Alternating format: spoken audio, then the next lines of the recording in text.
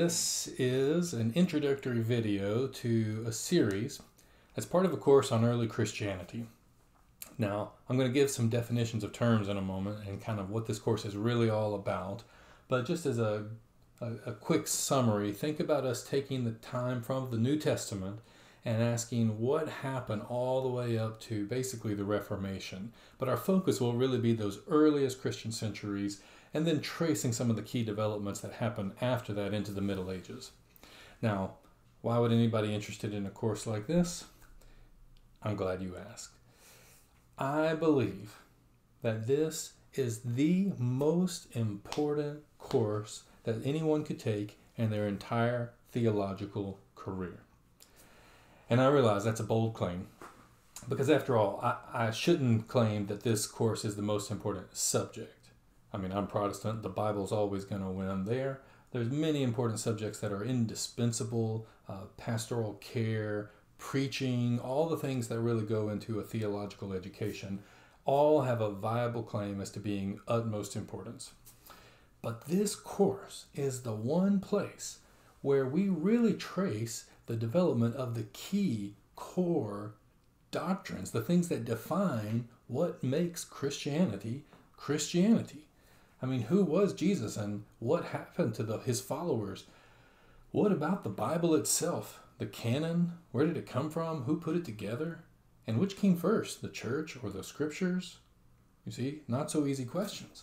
I mean, the vast majority of Christians today would say that they believe in things like the Trinity as a biblical doctrine, and yet so few Christians would be able to explain how we got from the Bible itself to doctrines like the Trinity. I mean, that word is not in our Bible.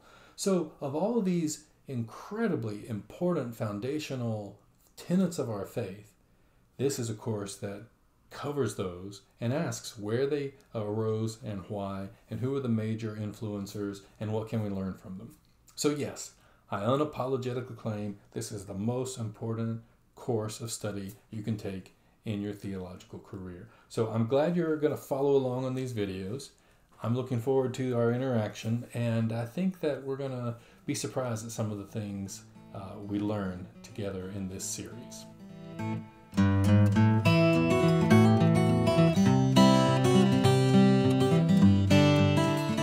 Now, let me give us a couple of definitions of terms here, because some of the things I'm going to be talking about fall under categories that might not be familiar to most Christians today. First, I said this is a course on early Christianity, even though it's going to trace developments through the Middle Ages. This would most properly, or I guess traditionally, be called a course in patristics.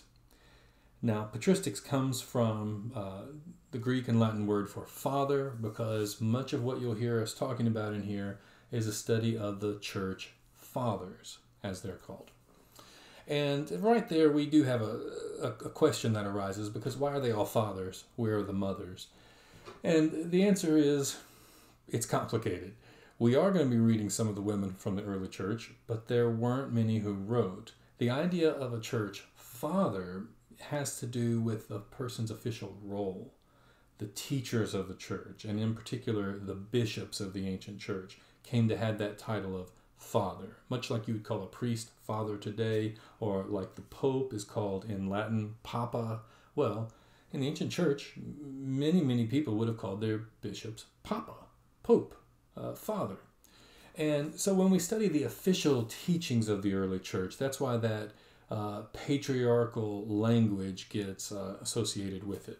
So in the academy today, many people would switch and think more in terms of early Christian studies, or Christian history in general, or even if you get into the later period, things like late antiquity. And all of that is going to be part of what we're doing here. So in this course, we need to keep in mind sort of where we stand in relationship to the fathers, or better, these early Christian writers. For one thing, we're part of a Protestant seminary. It's in the Baptist tradition. That's who I am. That's who many of you are who will be participating in this. And it's tempting to sort of dismiss all of this as that Catholic stuff. In fact, we're often going to come across the word Catholic in our readings and in what we talk about. But it's important to define this term because early on the term didn't associate one block of Christianity, the Roman Catholic Church, as opposed to, say, Eastern Orthodox Christians or Protestant Christians. All of that came later, and we'll even get into some of those developments. But what it originally means to say something is Catholic, a church is Catholic, comes from the Greek word katholike, which means according to the whole. Something is holistic, the whole church, not just a schismatic part of the church, but the whole church in its fullness is Catholic. We're going to associate lots of words in here, like Orthodox. We don't just mean the Eastern Orthodox branch, we're talking about right teaching. There'll be more terms like this that will come up along the way. We'll try to always be clear in defining them. And again, it's important because we're trying to figure out how do we relate to these ancient ideas and these ancient people and these ancient texts.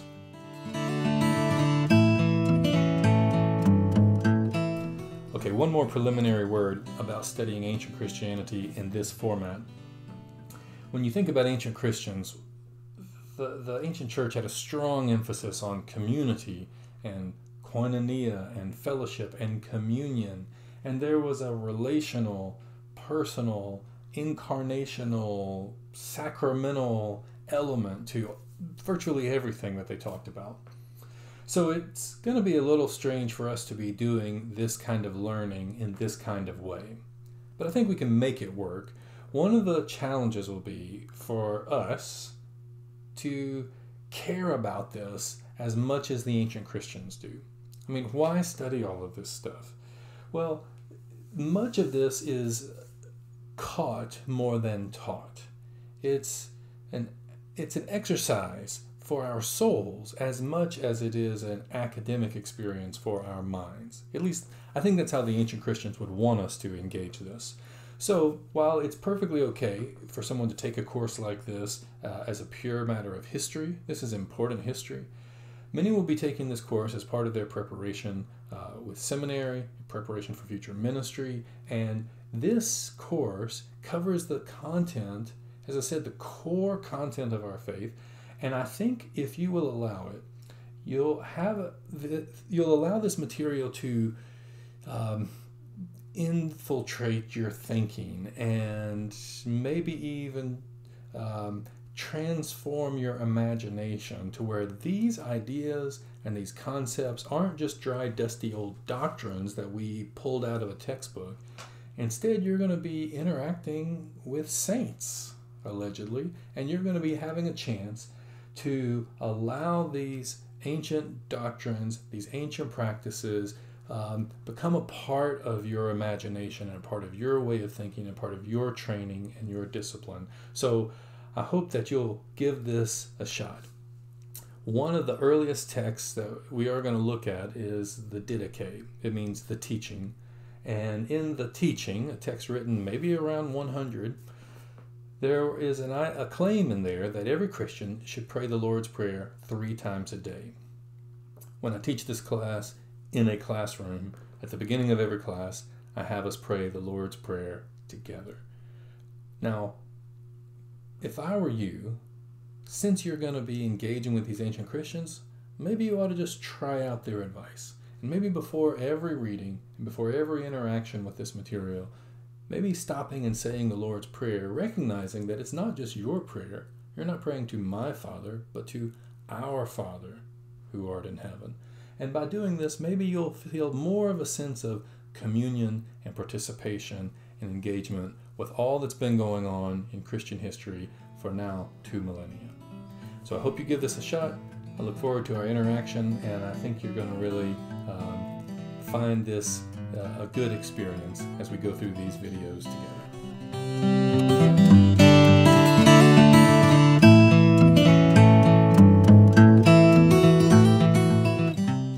Ancient Christian emphasis on community and communion, and the idea of... Thanks, Flip. If you heard that snore, that was my dog. He's supposedly helping me out. Flip!